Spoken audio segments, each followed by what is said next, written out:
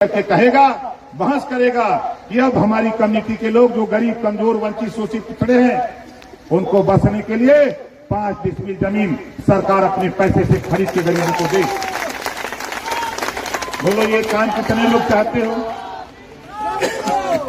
ये काम कितने लोग चाहते हो? जरा हाथ उठाओ जो लोग चाहते हो। तब देखो, मुझे तो ताजुब होता है बिहार जब जब आता हूं। हम लोग यूपी में 400, यहाँ बिहार में 400 रुपया पेंशन देते हैं सर, 400 देते हैं ना। अब वही बगल बॉर्डर पे पार हो जाओ तो 1000 है। बिहार में 1000 और बिहार में 400, यूपी में 1000। संविधान एक ही है, जो बाबा साहब डॉक्टर अम्बेडकर जी का संविधान है वही बिहार में भी चलता है, वही यूपी में और वही पूरे देश में चलता है। हम इसी नाते आपके बीच में आया हूं। अगर 400 रुपया बिहार में, चाहे वो वृद्धा पेंशन हो, किसान पेंशन हो, चाहे दिव्यांग पेंशन हो, सबको 1000 रुपया यूपी में मिल रहा है। एक साल जब जो सरकार बनेगी, हम भी यहां बिहार में 1000 रुपया महीना दिलाने का काम करेंगे। पावर आपके हाथ में होगा। आप जैसे मेरे पास पावर है, कल मैं 5 तारीख को शपथ लिया, कल विभाग मिला पंचायती राज। पंचायती राज का मतलब जो गांव में आपके प्रधान होते हैं, जो आवास बांटते हैं, पेंशन के लिए रिकमेंड करते हैं, शौचालय देते हैं, जो और काम गांव में करते हैं, उसके मालिक हमको बनाया गया है यूपी में। आप सोचो, उसी तरह हम भी चाहते हैं कि तेरे बीच से तेरा भाई, तेरा बेटा, हम यहां भी चाहते हैं कि तेरे बेटे को भी वही पावर दिलाकर, मंत्री बनाकर वो अधिकार तुझे दिला दूं, ताकि तुम लोग अपने अपने हक के लिए भाई आप लोग लड़ो। यहां बहुत से लोग सुनने में आता है, लोग सोचते हैं कि ओम प्रकाश राजभर यहां कुछ लेने आता है। आप बताओ, हम कुछ लेने आए हैं? हम तो मंत्री बनी गए हैं, बंगला मिला है, 4 बीघे का बंगला है, 8 गो एसी लगा है, 22 गो पुलिस लगे हैं, 4 दरोगा लगे हैं, 12 जो है स्टाफ मिला है, 50 का स्टाफ खाली नेता को मिला है। वही चीज साथियों, मैं राजवंशी साथियों, मैं तुझे भी तेरे बेटे को देना चाहता हूं। यही हमारा मकसद है। हम इस नाते आए। आप बताओ, ये अंजलि राजभर जी हैं, ये जो काम कर रही है गलत कर रहे हैं कि सही कर रही है? कितने लोगों को सही लग रहा है? जरा हाथ उठाओ। सही लग रहा है ना? अब देखो, हमारे उदय नारायण राजभर जी हैं, घर द्वार छोड़ करके आपके बीच में घूम रहे हैं कि नहीं घूम रहे? ये घूम रहे हैं, ये काम कर रहे हैं, तो आप लोग इनका साथ दीजिए। आपके पास मोबाइल होगा, हमारे तमाम नौजवानों के पास मोबाइल है। अपने अपने मोबाइल से अपने अपने रिश्तेदार को बताओ कि देखो, जिस दिन तुम एक अलग अपनी पहचान बनाओगे, जिस दिन एक पीला झंडा अपने घर पे टांगोगे, उसी दिन दुश्मन को भी पता लग जाएगा कि अभी हिस्सा मांगने के लिए निकल पड़ा है। ये काम करो।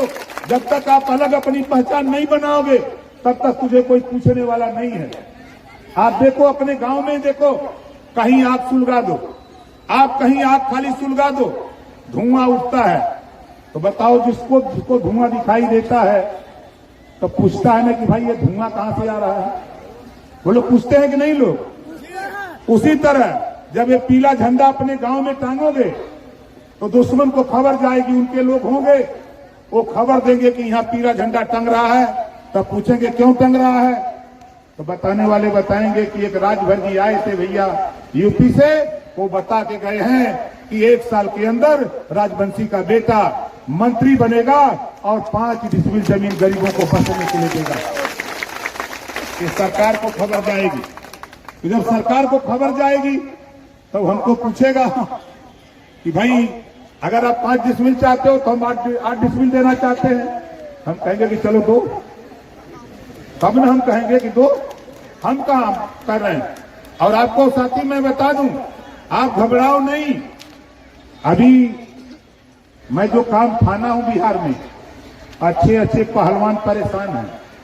ऐसा नहीं है, चाहे लालू जी हो, चाहे तेजस्वी जी हो, और चाहे आपके नीतीश जी हो, चाहे कोई जी हो, सब लोग अगर शासक हैं तो आपके वोट के दम पे शासक है, आपके वोट पर।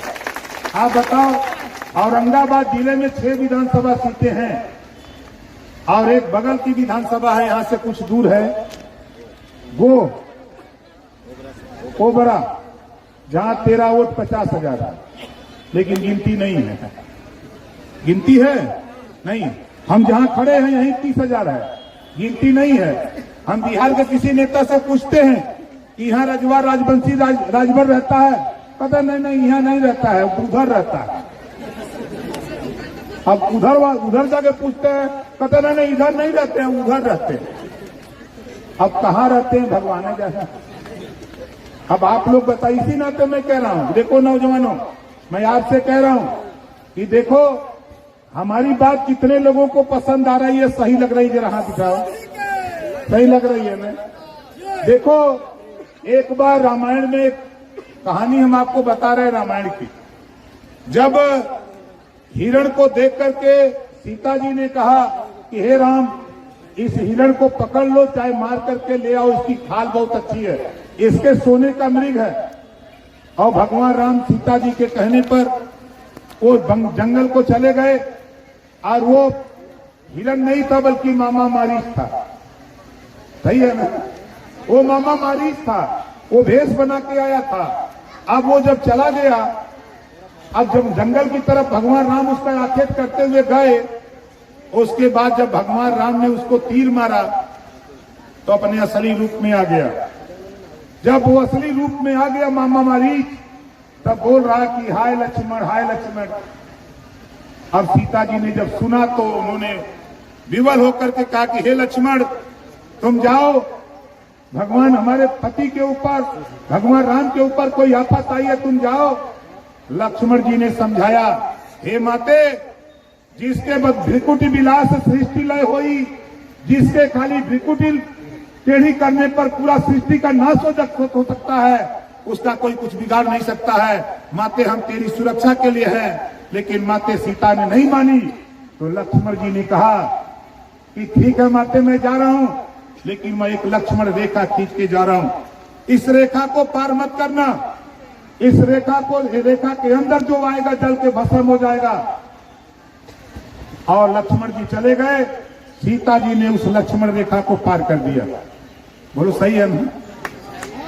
सीता जी लक्ष्मण की बात को नहीं माना और सीता जी लक्ष्मण रेखा पार कर गई और सीता जी का अपहरण हो गया, रावण हर ले गया।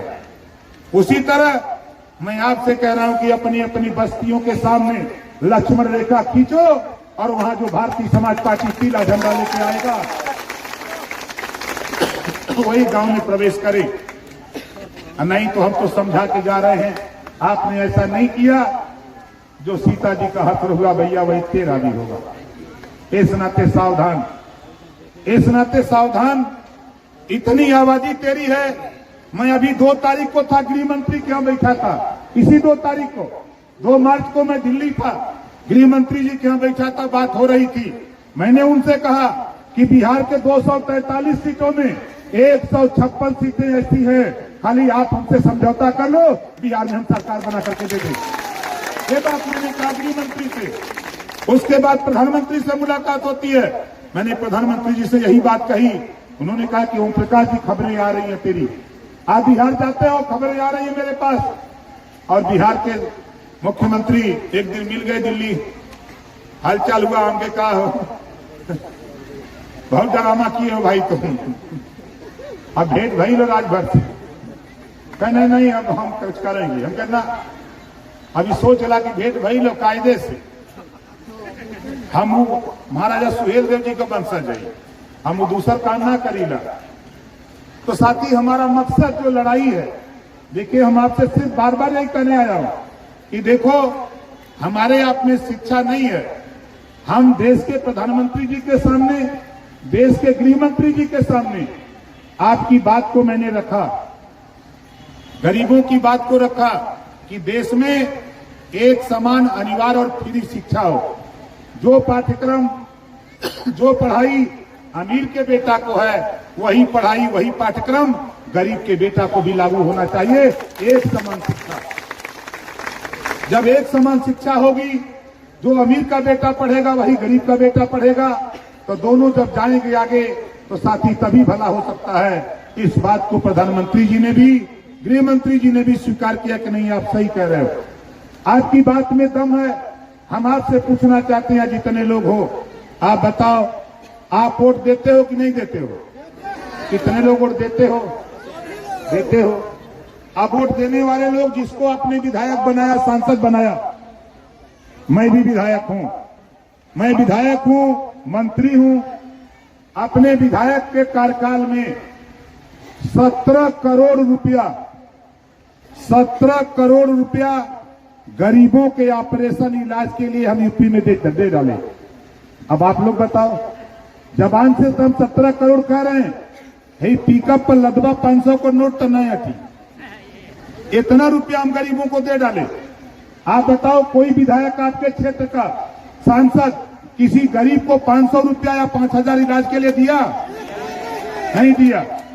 अब आप सोचो, यूपी में कोई भी गरीब बीमार होता है, ऑपरेशन कराना होता है, इलाज कराना होता है, अगर वो हमको बता देता है, हमारे नेताओं को बता देता है, तो 10 लाख, 8 लाख, 5 लाख, जितना डॉक्टर बताता है कितना रुपया लगेगा, उतना रुपया उसके हॉस्पिटल पहुंचाने का काम ओम प्रकाश राजभर करता है। हम वो व्यवस्था यहां लागू करना चाहते हैं, हम वो चीजें आपको दिलाना चाहते हैं। ये तभी संभव है साथियों, जब हम लोग एकजुट होकर, संगठित होकर, जब हम लोग इस लड़ाई को लड़ेंगे तब। आप देखो, यहां लालू जी अपने बेटे को मुख्यमंत्री बनाने की लड़ाई लड़ रहे हैं। बोलो सही है कि गलत है? लालू जी अपने बेटे को मुख्यमंत्री बनाने की लड़ाई लड़ते हैं, लेकिन ओम प्रकाश राजभर गरीबों, तेरे बेटा बेटी को एमएलए एमपी बनाने की लड़ाई लड़ रहा है। तय कर लो, कांग्रेस की सोनिया गांधी जी अपने बेटे प्रियंका गांधी और राहुल गांधी को प्रधानमंत्री बनाने की लड़ाई लड़ रही है, लेकिन ओम प्रकाश राजभर गरीबों, तेरे बीच से तेरे बेटा बेटी को एमएलए एमपी और मंत्री बनाने की लड़ाई लड़ रहा है। ये विचार करने की बात। आप उठा के किसी नेता को देखो, वो तेरी लड़ाई नहीं बल्कि तेरे वोट के दम पर अपनी लड़ाई लड़ता है, और वोट के दम पर नेताओं ने आपको समझा दिया। जो बाबा साहब डॉक्टर अंबेडकर जी ने हमको आपको पावर दिया वोट का, ये वोट में इतनी बड़ी ताकत है, इतना बड़ा पावर है। जब आपने वोट के बदले मांगा, यही नेता आपको दारू पिलाया। यही नेता दारू पिलाता कि नहीं पिलाता है? वोट के बदले दारू आपने मांगा दिया, वोट के बदले आपने मुर्गा मांगा दिया, और यही नेता दारू पिला के, मुर्गा खिला के, वोट लेके सरकार बना लेता है और 5 साल आपको मुर्गा बना के घुमाता है। बोलो सही है गलत है? 5 साल हमको आपको मुर्गा बना के घुमाता है। अब हम आपसे कह रहा हूं, यह मुर्गा दारू पैसा पर नहीं, अब हम वोट देंगे अपने बच्चे को अच्छी शिक्षा के लिए, अपने अच्छे स्वास्थ्य व्यवस्था के लिए, हम रोजगार के लिए, नौकरी के लिए। अब कोई भी नेता तेरे बीच में आवे तो उससे खाली एक नारा लगा दो। अभी जो हमारे नेता बोल रहे थे, खाली एक नारा, उससे जो नेता आवे उसको बोलने से पहले खाली उससे कह दो जय सुहेलदेव नेता। क्या बोलोगे? उसे खाली कह दो जय सुहेलदेव। वो कहीं क्या बोलत हुआ? कहता राजपाट बोलत है, और क्या बोलत है? हम अपने बेटा बेटी के एमएलए एमपी बनावल चाहते ही, मंत्री बनावल चाहते ही, अपने बेटा के अच्छी शिक्षा दियावल चाहते ही। हम अनु का बेटा बेटी पढ़ लिख करके अब डॉक्टर, मास्टर, इंजीनियर, कलेक्टर बनाओ बदे जय सुहेलदेव का नारा लगावत रही। ये बात पे चर्चा करा कि जितना नेता घूमत हुमन आपसे कह चिला कि हमारे कभी बिरादरो वही आपकी हन वोट मांगे, आदत पड़ल बाना। वो लोग के दारू मिल जाई, पैसा मिल जाई, मुर्गा मिल जाई, और चल रही हन अहन कहीं तोरे साढ़ू के साढ़ू है। बताओ ना, और मतारी बहन के नहीं तक वो सढ़ुआइन के बताओ ना। ये हमरे दीना खूब बताओ ना कि इतना लंबा होला। तो ये लोग अगर आमा तो बैठा के पानी पिया के चाय पिला दा, और उसके बाद न बता दा यह पियर का झंडा पकड़ा, नहीं तो भैया तू 2 लाइन का दोहा सुना। वो न 2 लाइन का दोहा का सुनी बा, बनत रही तब बनत रही, अब न बनी हमरे तोरे, रंज रहा चाहे खुशी रहा, तू अपने घरे हम। ये पार्टी आपकी है, ये भारतीय समाज पार्टी आपकी है, आपके उत्थान के लिए है, वंचितों, शोषितों, गरीबों, कमजोर, आपके लिए है ये पार्टी, आपके उत्थान के लिए है। और चाहे आपके राजद हो, चाहे राष्ट्रीय लोक दल हो, चाहे आपका राष्ट्रीय जनता दल हो, वो आपके लिए नहीं बना। चाहे वो जदयू आपके लिए नहीं बना, कांग्रेस आपके लिए नहीं बना, आपके लिए उत्थान के लिए अगर बना है तो भारतीय समाज पार्टी 21 साल से झांक के चलो, यूपी देख लो। आज यूपी की हालत वो है कि जब आप यूपी में आप जाओगे तो गरीब, आज यूपी में कम से कम लाखों graduate, post graduate, LLM, PhD हमारी बेटियां कर रही हैं, हमारा नौजवान कर रहा है। वहां इतनी जागरूकता हम लोगों ने पैदा कर दिया कि सरकार के दम पर मेहनत करके, रोजगार के पा करके, नौकरी पा करके आज लाखों लाखों नौजवान PhD, LLM, M.Com भी काम कर रहे हैं। वही स्थिति साथियों हम बिहार में भी लागू करना चाहते हैं कि तेरे बेटा बेटी को पढ़ा लिखा करके डॉक्टर, मास्टर, इंजीनियर, कलेक्टर बनाना चाहते हैं। इसी नाते तो हम आए। आप बताओ, तबीयत देखो हमारी थोड़ा नरम है, सर्दी हो गई है। इस नाते हम तो, मुख्यमंत्री जी हमारे कहे कि क्यों बिहार जा रहे हो, जाकर के जो है अपना कारोबार ग्रहण करो। हमने कहा कि मानव राज जा रहे हैं, फिर उसके बाद देखा जाएगा, कल आ जाएंगे आपके यहाँ। हम तो आपको छोड़ेंगे नहीं भाई। आप बताओ, अपने अपने हिताई मिताई, अपने अपने हिताई रिश्तेदारी के प्रचार करी, हाथ उठा दे प्रचार करी, प्रचार करा। हम जुगाड़ बनावत है, घबरा मत। हम